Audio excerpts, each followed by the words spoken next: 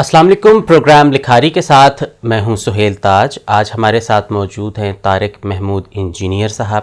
Joint secretary ہیں حلقہ ارباب ذوق اسلام آباد کے. 2018 سے وہ اس پوزیشن پر ہیں اور ادب کی خدمت کر رہے ہیں. اس سے پہلے وہ بہت سے لکھاریوں کے ساتھ وہ رہے، کام کیا، ادب کی خدمت کی، اور پیشے کے لحاظ سے آپ نیوکلیئر انجینئر ہیں. آپ کا بہت شکریہ، آپ نے ہمیں وقت دیا. سر آپ کا بہت بہت شکریہ. طارق صاحب، ہم یوزلی یہ دیکھتے ہیں کہ جو انجینئرز ہیں اور خاص طور پہ جو کیمسٹری پڑھتے ہیں ان کا تو بالکل ذوق و شوق نہیں ہوتا ادب والا. تو آپ کیسے ادب کی طرف راغب ہوئے؟ جی، اصل میں میری نظر میں کسی بھی لکھاری یا ادبی شخصیت کو بنانے میں 3 عناصر اپنا کردار ادا کرتے ہیں. پہلا تو وہ جس ماحول سے تعلق رکھتا ہے، اور اس ماحول میں اس کا داخلی اپنی فیملی کے حوالے سے جو ماحول ہے وہ بھی، اور پھر اس کا سماجی پس منظر بھی اپنا کردار ادا کرتا ہے. اسی طرح اس میں اساتذہ کا کردار بھی ہے. وہ اساتذہ جو میٹرک تک کسی بھی طالب علم کو ہمارے ہاں نارملی یہ نہیں معلوم ہوتا کہ اس کے مستقبل میں آنے والے رجحانات کیا ہوں گے. تو میں بھی بنیادی طور پہ میرا مزاج شعوری طور پہ انٹلیکچول رہا ہے ہمیشہ سے، شروع سے. تو بچپن سے میں نے ڈائریز لکھنا، جو کہ دیہی ماحول سے میرا تعلق رہا ہے، تو کھیتوں میں چلے جانا، وہاں پہ بکس لے کے پڑھتے پڑھتے، کھیتوں کی پگڈنڈیوں پہ چلتے چلتے، تو ایک وسعت نظر اور وسعت قلب میرے اندر ایسی پیدا ہوئی کہ جس نے ہمیشہ سے ہی مجھے کافی تقویت بخشی. تو اسی طرح پھر میرے اساتذہ جو انہوں نے مجھے بیت بازی کی طرف لانے میں بڑا اہم کردار ادا کیا. تو وہاں پہ ہائی اسکول کا ماحول اس طرح کا تھا کہ ہمیں تیار کیا جاتا تھا باقاعدہ. تو میں یعنی جو ہم آج طارق صاحب سے مل رہے ہیں، بہت بچپن میں ان کی ٹریننگ ادب کے حوالے سے ہوتی رہی ہے. جی، یہ ہوتی رہی ہے. اس میں اساتذہ کا بھی کردار ہے. پھر اس میں میرا اپنا بھی بڑا رول رہا ہے کہ میں لائبریری کی کتابیں اکثر وہاں سے اس زمانے میں لے کے آتا تھا. تو جتنی بھی وہاں پہ مہیا ہوتی تھیں مڈل اسکول میں، تو ایون کہ مڈل کلاس کے جو ایگزامز ہوتے تھے ان دوران بھی میں مطالعہ کرتا رہا ہوں کہ جب آپ اقدا جاتے تھے کسی بھی سبجیکٹ سے تو for the sake of refresher آپ اس کو لے کے چلتے تھے. اچھا طارق صاحب، وہ جو آپ مطالعہ کرتے تھے اس میں کس قسم کی کتابیں ہوتی تھیں، اور خاص طور پہ یہ کہ صرف for the sake of time pass یا انٹرٹینمنٹ اس کو پڑھتے تھے، یا وہ چیزیں آپ کے دماغ پہ اثر بھی کر رہی ہوتی تھیں اور شعور وہ جو ڈیولپمنٹ ہوتی ہے اس میں بھی کچھ کردار ہے ان کتابوں کا؟ جی، یہ ہے بیسیکلی میری نانی اماں کہانیاں اس طرح سناتی تھیں، تو وہ کہانی کا جو رول ہے وہ بڑا رہا ہے. اسی طرح ہمارے جو 5th کلاس کے جو ٹیچر تھے جو وظیفے کی تیاری کرواتے تھے، تو وہ اسلامیات، معاشرتی علوم، تو ایسے سبجیکٹس جو ہیں وہ ہمیں کہانی کی صورت میں، کوئی بھی واقعہ ہے، محمد بن قاسم کا سندھ پر یا دیبل پر حملہ ہے، اور اسی طرح جتنے بھی تاریخی اسلامی واقعات تھے وہ ہمیں کہانی کی صورت بیان کرتے تھے. تو وہ کہانی کا ایک ایسا ہمیں چسکا پڑا وہاں سے کہ میں اس کو ایون کہ اپنے دیہات میں گاؤں کے چوپال میں بیٹھ کے کافی کہانیاں جو مجھے یاد ہوتی تھیں، تو وہ میں پھر ایون کہ اپنے گاؤں کے بوڑھے بچوں کو بھی سناتا تھا. تو مسجد سے نکل کے وہاں پہ آنا، تو یہ میرا خیال ہے کہ یہ ایسی چیزیں تھیں. پھر میرے ایک ماموں تھے جو مجھے فینٹیسائز کرتے تھے کہ بچے میرے فلاں کمرے میں بوری بھری ہوئی ہے کتابوں کی. تو شاید ایسی کچھ چیزیں ہیں کہ جو میری نفسیاتی گرہیں بن گئیں بچپن سے. تو بے شک لاشعوری طور پہ آپ دھکیلے چلے جاتے ہیں، ایک بھیڑ میں چلتے جاتے ہیں. تو میں بھی اسی بھیڑ میں چلتا چلا گیا اور انجینئرنگ کی طرف آ گیا. لیکن ساتھ ساتھ جہاں پہ بھی مجھے موقع ملا ہے تو میں نے اس اپرچونٹی کو اویل کرنے کی کوشش کی ہے. اچھا، ہم نے سنا کہ آپ بزم طارق عزیز میں بھی گئے، جسے طارق عزیز شو بھی کہا گیا، بعد میں بزم طارق ہو گئی. وہ کیا واقعہ تھا اور بیت بازی کیسے ہوئی، کیسا ماحول رہا؟ جی، یہ actually U T literary society کا میں ممبر رہا تھا 2006 جب میں وہاں پہ تھا. تو وہاں سے میں ایک دفعہ لے کے گیا. تو پھر وہاں پہ ہمارے انٹرنل کمپٹیشنز ہوتے تھے، تو وہاں پہ بھی کمپیٹ کیا، بلکہ 2006 میں ہی مجھے منیر نیازی ایوارڈ وہاں پہ ملا تھا، ہمارے آل پاکستان مشاعرہ ہوا تھا، تو اس میں میرے لیے بڑی اعزاز کی بات تھی کہ اتنے بڑے شاعر سے، اور اس کے کچھ ہی ہفتوں بعد ان کی رحلت ہو گئی. تو اچھا، پہلا ایوارڈ آپ کو جی 2006 میں ملا جی ادب کے جی حوالے جی. سے. ٹھیک ہے. تو اسی طرح پھر ایک دفعہ میں گیا تو وہاں پہ میچ ٹائی اپ ہو جاتا ہے کوارٹر فائنل میں جا کے، شاید گجرات یونیورسٹی کی تھی ٹیم، تو وہاں پہ پھر دوسری دفعہ پھر میں ایک اور نوجوان کو جو بھی اسی میں کیمیکل انجینئرنگ کر رہا تھا، میرا جونیئر تھا، تو اس کو میں نے تیار کیا اور اس کو لے کے گیا اور ہم نے ون کیا مقابلہ. تو بس میں طارق والا بھی آپ نے ون کیا تھا؟ جی. اس کے بعد مجھے آغا کیسر صاحب کی وہاں پہ کال بھی آئی تھی کہ آپ اگر آنا چاہیں تو اس شعبے کی طرف راغب ہو سکتے ہیں اداکاری کے لیے. اچھا. تو یہ بائی چانس کہ اس وقت شاید اسٹڈیز کا کچھ اس طرح کا تھا کہ میں نے اس کو اس وقت اویل نہیں کیا، تو ایسی صورتحال بنتی رہی. اچھا، ایکٹنگ کی بھی آپ کو پیشکش جی جی ہوئی، ماشاء اللہ آپ ہینڈسم بھی ہیں، اور اس کو بھی اویل نہیں کیا. شاعری کی طرف، یہ جو ادب کی طرف آپ کا دھیان کافی رہا، مگر اس کو بھی آپ نے اویل نہیں کیا. آپ اویل کر رہے ہیں تو سائنسز کو کر رہے ہیں، تو آپ کو کیسا محسوس ہوتا ہے، یا کوئی لنک بھی فیل ہوتا ہے، یا آپ نے کچھ افسانے ایسے پڑھے ہوں گے میٹا فزیکل یا اس طرح کی کوئی چیز، کسی کو آپ سائنس سے ریلیٹ بھی کرتے ہیں جب آپ پڑھ رہے ہوتے ہیں؟ جی. یہ میں بہت سی چیزوں سے ریلیٹ کرتا ہوں. اگر آپ ماہر نفسیات کارل یونگ کی بات کریں تو ایک تھیوری پیش کرتا ہے کہ ہر مرد کے اندر ایک عورت ہوتی ہے اور ایک عورت کے اندر ایک مرد ہوتا ہے. بالکل ٹھیک ہے. ہم ہمیشہ ایسی پرچھائیوں کی تلاش میں ہوتے ہیں جن سے ہماری تکمیل ہو سکے. تو میرا یہ جو تکنیکی شعبے سے وابستگی تھی، جو کہ جبراً آپ زندگی کی بھیڑ میں چلتے چلے جاتے ہیں، تو مجھے اس میں سانس لینے کے لیے کچھ نہ کچھ ہابی چاہیے تھی. بنیادی طور پہ میں ایک ٹائم کانشیس انسان ہوں، مطلب کوئی بھی لمحہ میں اس کو ضائع کرنا گوارا نہیں کرتا. تو زندگی بہت مختصر ہے ارسطو کے الفاظ میں، اور ہم چلتے چلے جا رہے ہیں. تو میں اس زندگی میں بہت کچھ کرنے کا تہیہ رکھتا ہوں.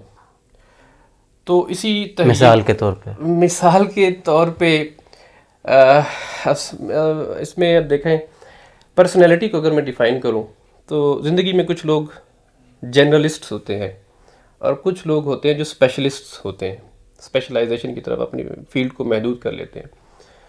تو میرا خیال ہے کہ شاید میرا دوسرے شعبے سے جرنلسٹ ہوتے ہیں جو چاہتے ہیں کہ جتنے بھی علوم ہیں، اور آج کل کا تو دور ہی اس طرح کا ہے کہ اگر آپ کو دوسرے علم سے آگہی نہیں ہے تو آپ 2 قدم بھی آگے نہیں چل سکتے.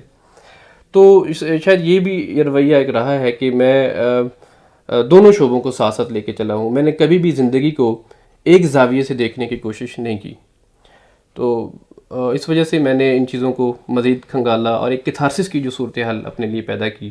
تو شاعری کی طرف شروع میں رہا، بیت بازی اتنی اکثر اس زمانے میں 2006 میں پتہ نہیں میں نے کہاں کے شاعروں کو کھنگالا نہیں ہے، بنگال سے لے کے انڈیا. اور اس زمانے میں انٹرنیٹ کا رجحان تھا، تو نئی یہ چیزیں آ رہی تھیں. پھر میں مختلف لائبریریز وزٹ کرتا تھا، اپنے گورنمنٹ کالج کی لائبریری تھی یا جتنی باقی لاہور میں اویلیبل لائبریریز تھیں، تو ان میں سے بہت چنیدہ اشعار، اور میری کوشش یہ ہوتی تھی کہ جب میں بیت بازی میں کوئی بھی شعر پڑھوں تو وہ ایسا ہو کہ جو سامع کے لیے بالکل غیر مانوس ہو. اور ایک اس کے لیے میرے ایک انکل تھے وہاں پہ، ان کے والد آہکر شاید نام آپ نے سنا ہوگا شاعری میں، تو ان کی ڈائری بھی مجھے مل گئی. تو وہ میں اکثر وہاں پہ راتیں ان کے ساتھ لگاتا اور وہاں پہ ہم ڈسکس کرتے اشعار کو. تو اس طرح مجھے مطلب ہمیشہ غیر مانوس سی چیز، ہمیشہ جو ملفوف، جو ڈھکی، جو پر اسرار ہے، وہ مجھے ہمیشہ اپنی طرف اٹریکٹ کرتی رہی ہے. تو آپ جب مطالعے کی طرف آپ جاتے ہیں، ارادہ کرتے ہیں کہ آپ نے کچھ پڑھنا ہے، تو وہ آپ کیسے فیصلہ کرتے ہیں؟ کسی کتاب کا چناؤ کیسے ہوتا ہے آپ کے ہاں؟ یہ بعض اوقات ایسا ہوتا ہے کہ آپ مطالعہ در مطالعہ، جیسے پیسہ پیسے کو کھینچتا ہے تو مطالعہ مطالعے کو کھینچتا ہے. تو اسی طرح کچھ اپنے آپ کے رجحانات ہوتے ہیں، کچھ آپ کی میں نے مطالعے میں اپنے آپ کو محدود نہیں رکھا. ٹاپکس یا بکس وغیرہ کچھ جی بتائیں کہ کیسے ٹاپکس آپ پڑھتے ہیں، یا اگر سب کچھ پڑھ رہے ہیں تو اس میں سے کچھ زیادہ اٹریکٹ کرتا ہوگا؟ جی، پہلی بات تو یہ ہے کہ میں اگر میرا احساس کا لیول مجھے لگتا ہے کہ میں ایک ایسی صورتحال میں گھر گیا ہوں کہ مجھے اب اس سے نکلنے باہر آنے کی کوئی صورتحال کوئی چاہیے، تو پھر میں چاہوں گا کہ فکشن کی طرف مطلب زیادہ اس دوران فکشن کی ٹرانس میں رہوں. اور اسی طرح اگر میں مطلب فکشن چاہتا ہوں کہ کس طرز کا؟ فکشن جیسے اردو لٹریچر ہے، انگلش کا بھی میں نے کافی خاطر خواہ پڑھا ہے، اور مطالعہ تو ایسی چیز ہے کہ ہفتے میں 2-4 کتابیں میرے لیے کوئی وہ معنی نہیں رکھتی، وہ پی جاتے ہیں، اور ایک دفعہ پڑھ کے پھر اس کے بعد اس کو مختلف زاویوں سے دیکھنا. وہ کتنا آپ اس کو ریٹین کتنا کرتے ہیں اگر ہفتے میں 3-4 کتابیں پڑھتے ہیں، اور آپ کو اس میں سے یاد کتنا ہوتا ہے سال بعد، 6 مہینے بعض بعد؟ چیزیں ہیں کہ جو لکھ لیتا ہوں، اور بعض ہے کہ جو ریپیٹڈلی یاد رہتی ہیں. اصل میں مین چیز یہ ہوتی ہے کہ آپ نارملی لوگ اقتباسات پیش کرتے ہیں، حالانکہ بنیادی چیز وہ خیال ہے. یہ خیال کی دنیا ہے. اگلا جو دور آنے والا ہے اس میں آپ یہ دیکھیں گے کہ the war of ideas is going to be happen in the world.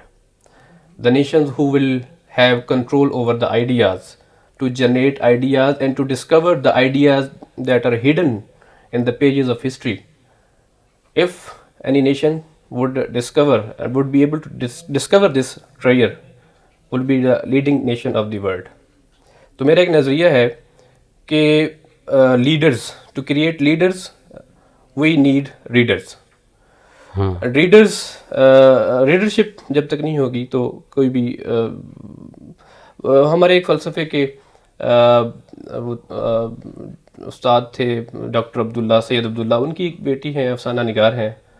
تو انہوں نے ایک جگہ کہیں لکھا ہے کہ to be the top most in any organization, فلسفہ کسی بھی مینیجر کے لیے بہت ضروری ہے، کیونکہ فلسفہ آپ کو فیصلہ کرنا سکھاتا ہے، آپ کو منطق.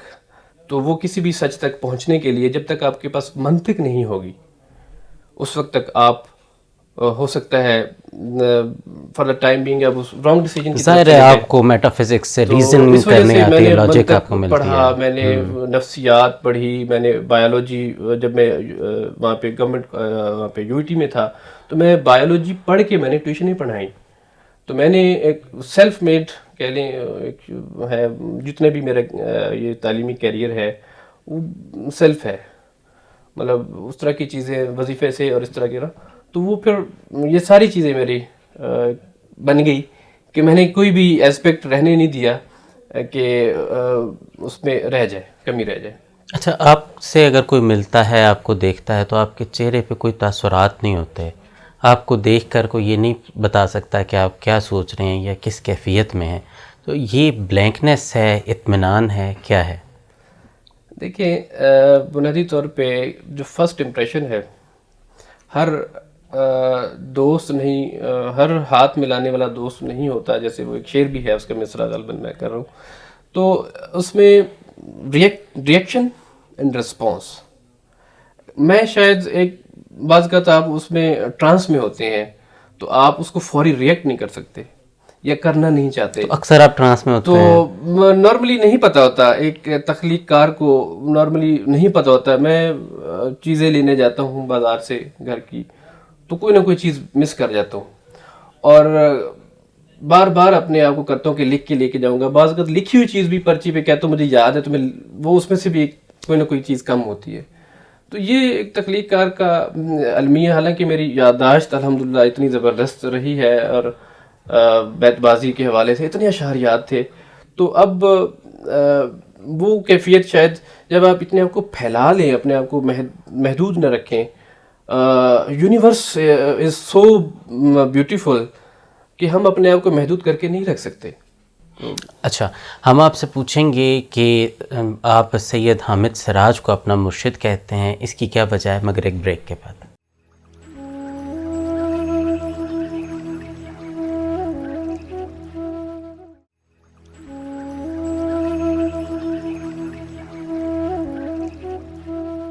جی بریک سے ہم واپس آ چکے ہیں. بریک سے پہلے آپ کے لیے کوشچن چھوڑا تھا کہ سید حامد سراج مرحوم کو آپ اپنا مرشد کہتے ہیں، اس کی کیا وجہ ہے؟ سر یہ 2013 میں پروین شاکر ٹرسٹ کے زیر اہتمام اسلام آباد مارگرہ ہوٹل میں ایک ادبی میلہ ہوا تھا. تو مجھے بھی کسی ذرائع سے معلوم ہوا کہ وہاں پہ کوئی ایسی کانفرنس ہو رہی ہے، تو میں چلا گیا. تو وہاں پہ تمام بڑے بڑے نام افسانہ نگار جمع تھے. تو ادبی ذوق تو میرا تھا، اور اس سے پہلے میں اقبال کو بہت حد تک پڑھ چکا تھا، اور ان کی آڈیوز تک، اور اتنی لائبریریز جو ہیں وہ کھنگال چکا تھا جو ان کی انٹرنیٹ پہ موجود تھیں. تو اس کے علاوہ خلیل جبران کو انگلش میں پڑھ چکا تھا، لیکن وہ میرے لیے کوئی ایسا راستہ نہیں مل رہا تھا کہ مجھے کیا کرنا ہے. کوئی ایسی بے چینی سی ہوتی ہے بعض اوقات کہ آپ کو راستہ نہیں ملتا. تو وہ میرے لیے وہ مشعل راہ تھے. تو میں نے کس قسم کا راستہ تلاش کر رہے تھے آپ؟ مذہبی راستہ، زندگی کا راستہ، ادبی راستہ، کس قسم تلاش کا راستہ؟ کس کی تلاش تھی؟ میری اپنی تلاش. انسان ہمیشہ اپنی تلاش میں رہتا ہے، اور یہ تلاش کا سفر، میں ایک بک فیئر میں گیا تو وہ بک سیلر وہ کہتے کہ آپ کو خدا مل گیا. تو میں نے کہا آپ کو مل جائے تو مجھے بھی بتائیے گا. تو اپنا اپنا خدا، اور یہ مطلب مذہبی سینس میں نہیں کہہ رہا، مطلب اپنی ڈسکوری آف سیلف. جب تک آپ اپنے باطن میں اتر کے اور اپنی باطن کی گہرائیوں میں نہیں جھانکیں گے تو آپ خارج میں بھی دیکھیں. خارج میں دیکھنا بھی بہت ضروری ہے. آپ یعنی کہ یہ بات جو کر رہے ہیں یہ مذہب اور تصوف کے درمیان کی کوئی جی بالکل، یہ اسی کانٹیکسٹ میں کر رہا ہوں، ایک تخلیق کار کی حیثیت سے. کیونکہ انسان کا، مجھے ایک ارنسٹ ہیمنگ وے کی ایک کہانی یاد آ رہی ہے کہ جو تخلیق کار کا ایک کرب، اس نے ایک کہانی اپنے انڈین کیمپ میں بیان کی تھا کہ وہ بنیادی طور پہ دوسری جنگ عظیم میں اس کا ایک زخمیوں کو لانے لے جانے کا کام تھا. وہ ڈرائیور کا کردار تھا اس کا. اس میں اس نے بہت سی چیزیں آبزرو کی. تو اس آبزرویشن میں اس کی بنیاد پہ ایک افسانہ تخلیق کیا کہ ایک فوجی ہے اور اس کی ایک بیوی ہے جو کہ درد ذہ میں مبتلا ہے. لیکن اب وہ بار بار وہ ایک ہی کمرہ ہے، جیسے پریم چند کا کفن یاد آتا ہے، تو اس میں وہ اوپر والی منزل پہ وہ تھا. تو وہ جب آہو بکا سنتا تھا اپنی بیوی کی، تو وہ اتنا زیادہ اس میں ڈپریشن میں چلا گیا کہ اس نے اپنی گردن تک کاٹ لی. تو یہ جو کیتھارسس ہے، جو ایک کہہ لیں جو ایک کرب ہے، تخلیقی کرب ہے، جو ایک تخلیق کار محسوس کرتا ہے دوسروں کے لیے، یعنی سینسٹیو. جی، یہ سینسٹیوٹی جب آپ اس کی سطح پہ نہیں اتریں گے تب تک وہ تخلیق کار جینون نہیں کہلایا جا سکتا، جب تک آپ دوسرے بندے کے احساسات کو نہیں سمجھ سکتے. مجھے ایک وہ رقاص تھا، رشین رقاص تھا، اس نے ایک نجن سکائی اس کا نام تھا، اس نے ڈائری میں کچھ لکھا تھا. وہ کہتا ہے میں اپنی زندگی کو محسوس کر کے جینا چاہتا ہوں. مجھے ایملی یولا کا کسی طرح کا، کسی بھی ناول نگار کی طرح مجھے اظہار نہیں کرنا، لیکن مجھے اپنی زندگی کو محسوس کرنا ہے. اور زندگی کو محسوس کرنے کے لیے مجھے، جب تک یہ احساس زندہ ہے تب تک انسان زندہ ہے. آپ قرۃ العین حیدر کے اندر آپ دیکھ لیں، اب جتنے بھی بڑے ناول نگار ہیں، جتنے فکشن رائٹرز ہیں، وہ جب تک احساس کی سطح پہ آپ نہیں اتریں گے تو اس سطح تک اس وقت تک آپ کی کوئی بھی جو تخلیق ہے وہ شاہکار قرار نہیں دی جا سکتی. اچھا، آپ نے حلقے میں کلام بھی پیش کیا، افسانے بھی پیش کیے. ہم یہ دیکھتے ہیں کہ لکھتے شاید آپ زیادہ ہیں، اپنے کام کو آپ پبلک کے سامنے کم لے کے آتے ہیں، اس کی کیا وجہ؟ بس اس کی کئی وجوہات ہو سکتی ہیں، جن میں سے ایک تو یہ ہے کہ بار بار دیکھنا چیزوں کو، کیونکہ میں معتدل مزاج یا تھوڑا سا ٹھہراؤ رکھتا ہوں مزاج میں، تو اس وجہ سے میں یہ چاہتا ہوں کہ اور زیادہ اس کو محسوس کر لیا جائے، اور زیادہ جان لیا جائے. اس زندگی کی رہا رمی میں صرف چلتے جانا ہی نام نہیں ہے. سرسری تم جہان سے گزرے ورنہ یہ جہان جہان دیگر تھا، میر تقی میر کے الفاظ میں. تو رک کے جو ٹھہراؤ کی کیفیت ہے، یہ جو ہمارا ماڈرن ایج ہے، اس میں ٹھہراؤ کی کیفیت بہت کم لوگوں میں اب رہ گئی ہے. تو جب تک آپ مشاہدہ نہیں کر سکتے، جب تک آپ اس کو محسوس کرنے کے لیے بھی آپ کو ٹائم چاہیے. ٹھیک ہے. انسان جارج آرویل نے ایک ناول لکھا تھا 1984. اس میں اس نے بعض پیش گوئیاں کی تھیں کہ انسان کی جو کیفیت مستقبل میں بننے جا رہی ہے کہ جس چیز کے ساتھ آپ کی میٹیریل کے ساتھ ایسوسیشن ہوگی تو وہ آپ کا خارج آپ کے داخل پہ اثر کرے گا. تو اس وجہ سے اگر مشینوں کے ساتھ اگر آپ جڑ جاتے ہیں تو اس کی نفسیات بھی مشینوں کی طرح ہو جاتی ہیں.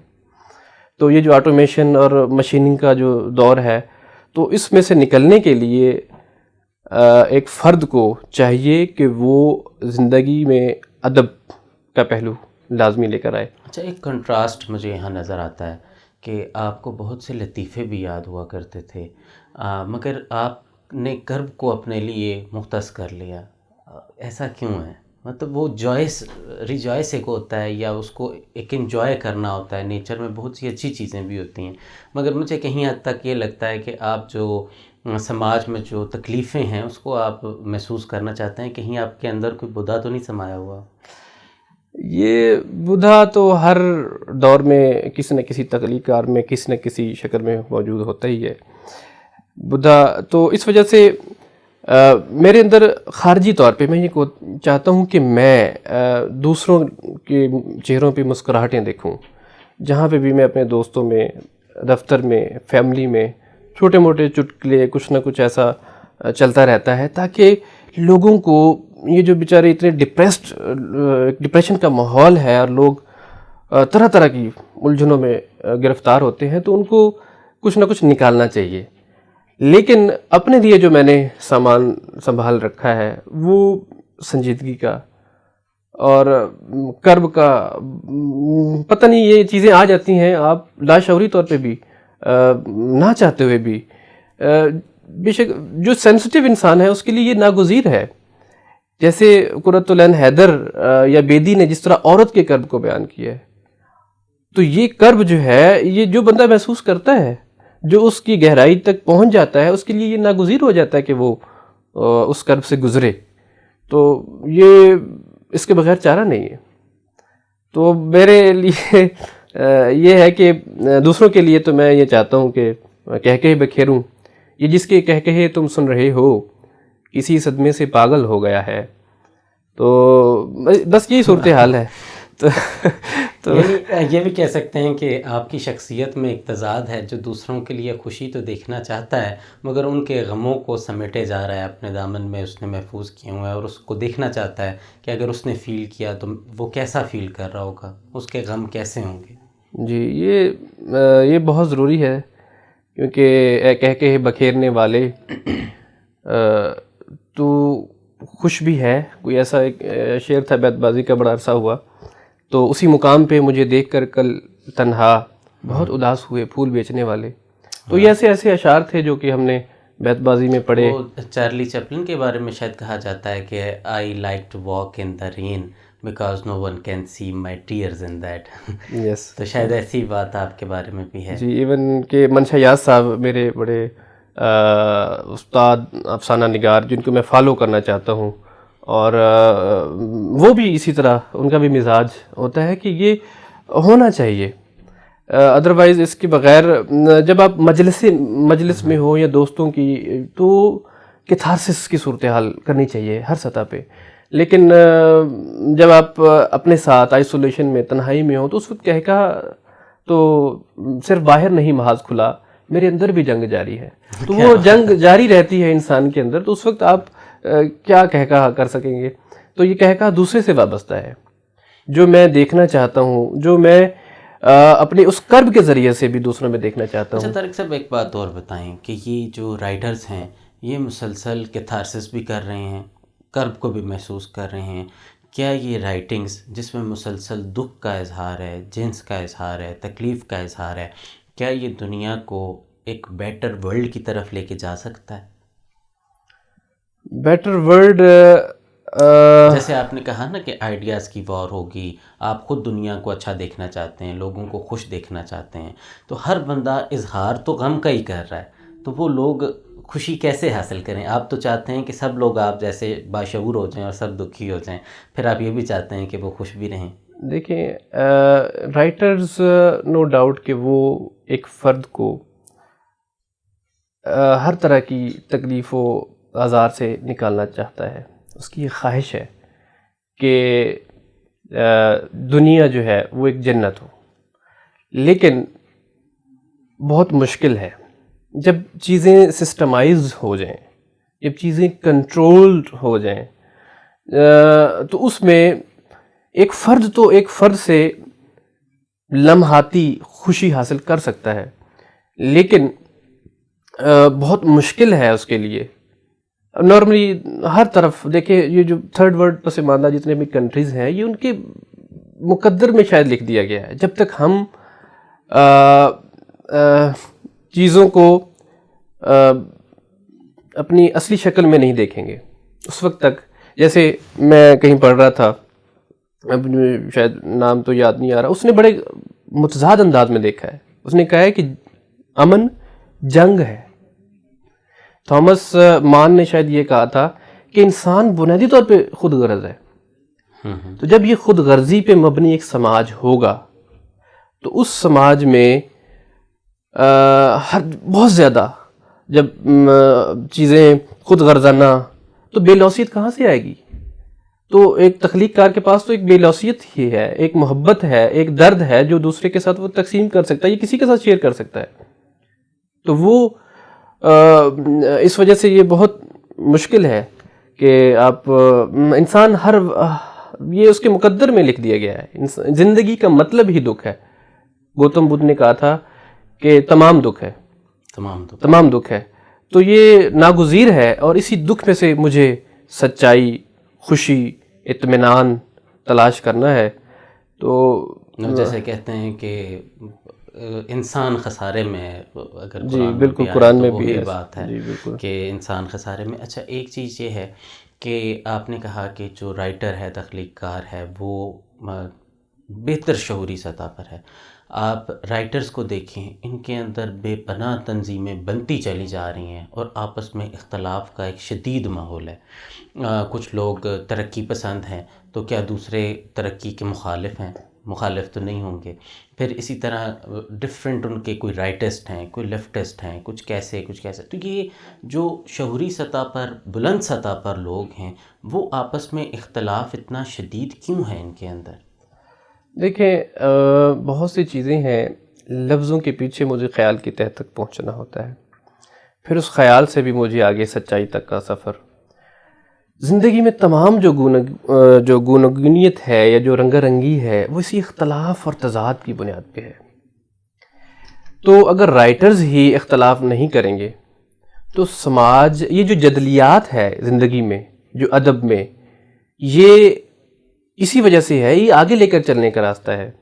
لیکن اس اختلاف کو نظریاتی سطح پہ ہونا چاہیے، کسی لاجک کی بنیاد پہ ہونا چاہیے، کسی منطق کی بنیاد پہ ہونا چاہیے، کسی ایویڈنس کی بنیاد پہ ہونا چاہیے، نہ کہ اس کو ذاتیات کی، اور نہ اس کو کسی مفادات کی بنا پہ ہونا چاہیے. تو اس وجہ سے یہ جو گروہ بننا ہے، یہ انسان جیسے ہی، میں ایک جگہ پڑھ رہا تھا کہ جب بھی آپ کسی گروہ سے منسلک ہوتے ہیں تو آپ کی ذات کی نفی ہو جاتی ہے، انڈیویجول ختم ہو جاتا ہے، انڈیویجول ختم ہو جاتا ہے. اور پھر اس سے اگلی بات بھی یہ بھی میں نے پڑھی تھی کہ جو اجتماع ہے، اٹ از آلویز رانگ. ضروری نہیں ہے کہ وہ ٹھیک ہو. اور نارملی جو ہمارے ہاں جو طرز عمل ہے لوگوں کا، وہ ایک قطار کے ساتھ جا کے کھڑے ہو جاتے ہیں. جمہوریت کے حق میں نہیں ہیں آپ؟ جمہوریت نہیں، وہ کچھ چیزیں ہیں جو نظریہ پھر بن جاتی ہیں، ویلیڈیٹ ہو جاتی ہیں. مطلب وہ کسی نہ کسی حد تک زندگی نے کوئی نہ کوئی شکل تو اختیار کرنی تھی. تو مجھے جو میرے پاس ہے اسی میں سے مجھے ایک وہ راستہ نکالنا ہے، اسی میں سے سچائی کی تلاش کرنی ہے، اسی میں سے مجھے اپنے لیے خوشی، اطمینان اور سکون تلاش کرنا ہے. اچھا، آپ حلقے میں بھی یہ چیز ہوتی ہے، حلقہ ارباب ذوق میں، جب کوئی تخلیق کار اپنا کلام پیش کرتا ہے تو اس کو یہ سکھایا جاتا ہے کہ وہ پیش کر دینے کے بعد خاموش رہے اور تمام لوگوں کی آراء سنے اور تنقید کو برداشت کرے. آج کے سماج میں اس رویے کی کتنی ضرورت ہے؟ تنقید کو برداشت کرنا ہم کیسے سیکھ سکتے ہیں؟ دیکھیں، تنقید تو زندگی میں بہت ضروری ہے. بنیادی طور پہ یہ میری ذات کا اظہار ہے. اگر میں تو جیسے رب نطق و لب ہے مجھے بولنا سکھا، تو یہ جو بولنا ہے، یہ میرا اظہار ہے، میری ذات کا اظہار ہے، میری آزادی کا اظہار ہے. تو جب تک آپ ایک کرٹیسائز نہیں کریں گے کسی چیز کے اوپر، کسی چیز کو دوسرے زاویے نظر سے نہیں دیکھیں گے، تو اس وجہ سے دوستو وہ کہا کرتا تھا کہ میں اگر اس کی تصویر بنانا چاہتا ہوں گلاس کی، تو میں اس کو ہر زاویے سے دیکھوں گا، ادھر سے دیکھوں گا، ادھر سے دیکھوں گا، ادھر سے دیکھوں گا، پھر میں جا کے کہیں اس کردار کو تخلیق کروں گا. تو جیسے ہماؤست کا کانسیپٹ ہے، تو یہ ہر طرف سے دیکھنا پڑتا ہے، تبھی جا کے کسی چیز کی پتہ نہیں، شاید جوائس نے شاید یہ کہا تھا کہ یہ کتنی مجبوری ہے انسان کے لیے کہ وہ ایک شیپ کے مخروطی پن کو وہ ایک ہی لمحے میں نہیں دیکھ سکتا. یہ چیزیں سائنسی طور پہ بھی ہائزنبرگ انسرٹینٹی پرنسپل میں بھی بہت سی چیزیں ہیں کہ جن کو سائملٹینیسلی آپ نہیں دیکھ سکتے. انسان اپنے عقب میں نہیں دیکھ سکتا. حضرت علی کا قول ہے، میں اپنے چہرے کو نہیں دیکھ سکتا، مجھے سہاروں کی تلاش پڑتی ہے، مجھے شیشہ آئینہ ضروری ہے میرے لیے. تو اس وجہ سے اپنے آپ کو نہیں دیکھ سکتا. تو جب آپ اپنے آپ کو نہیں دیکھ سکتے تو اس کے لیے کسی دوسرے خارج کی آنکھ سے بھی دیکھنا بہت ضروری ہے. تو یہ جو تنقید ہے یہ ایک خارج کی آنکھ ہے، اور اس میں آپ جو لوگ مطلب سطح پہ ڈفرنس ہوتا ہے وہ ذاتیات پہ نارملی تنقید کرتے ہیں. ذات پہ کبھی بھی تنقید نہ کریں، صفات پہ تنقید ہونی چاہیے. میں بنیادی طور پہ میرا جہاں پہ بھی اختلاف ہوتا ہے، تو گھر میں، دفتر میں، کہیں پہ بھی میرا دوستوں کے ساتھ بھی وہ نظریاتی اختلاف ہے. ذاتی اختلاف جب بھی بنتا ہے تو وہ کہیں اور آپ کو لے کے چلا جاتا ہے. تو اس وجہ سے صفات سے، آئیڈیاز سے اختلاف ہونا بہت ضروری ہے، تاکہ ایک پروگریسو سوچ ڈیولپ ہو اور زندگی آگے چلتی رہے، اور انسان کی فلاح و بہبود کے جو مراحل ہیں وہ طے ہوتے رہے. تو اس طرح کا. اچھا طارق صاحب، پوچھنا تو میں بہت کچھ چاہتا تھا، وقت کم ہے. ایک آخری سوال کہ کوئی ایک ایسی کتاب یا ایک دو کتابیں جو انگلش اردو لٹریچر سے یا کوئی بھی ایسی جو کسی نے نہ پڑھی ہوں تو وہ آپ کو لگتا ہے کہ اس نے کچھ بھی نہیں پڑھا، یعنی کچھ ریکمینڈ کریں ہمارے لیے، ہمارے ویورز کے لیے کہ وہ کیا پڑھیں؟ دیکھیں، آپ کی بیسٹ بکس. میرے پاس تو اتنا ذخیرہ ہے، کمپیوٹر میں میرے پاس 12,000 کتابیں موجود ہیں. Soft copies? جی، سافٹ کاپی. گھر میں 3-4 ہزار ویسے موجود ہیں. تو میں منگواتا بھی رہتا ہوں مختلف جگہوں سے. ہر مہینے کو 3-4 ہزار، 5-6 ہزار کی کتابیں منگوانا ناگزیر ہے. تو کھوجتا بھی رہتا ہوں مختلف چیزیں. تو بیش بہا ذخیرہ ہے. ایون کہ بعض پی ایچ ڈی کے اسکالرز بھی بعض ریسورسز سے اپروچ کرتے ہیں. تو ذخیرہ تو اتنا زیادہ ہے کہ نام لینا شروع کر دوں. مطلب ہمارا کلاسک جو بھی کسی لینگویج کا ہے اس کو آپ نے لازمی پڑھنا ہے. جیسے اردو میں ہے قرۃ العین حیدر ہیں، مجھے بڑی ذاتی طور پہ مجھے بہت پسند ہے کہ انہوں نے تاریخ کا جو ایک وقت کا، جیسے ہائیڈگر نے کہا تھا کہ مین از این آنٹولوجیکل بینگ، تو انہوں نے وقت کا جبر تاریخ کو، اپنی تہذیب کو بیان کیا ہے. اسی طرح آپ آگے چلتے ہیں، افسانہ آپ لٹریچر جتنا سے زیادہ پڑھ سکتے ہیں.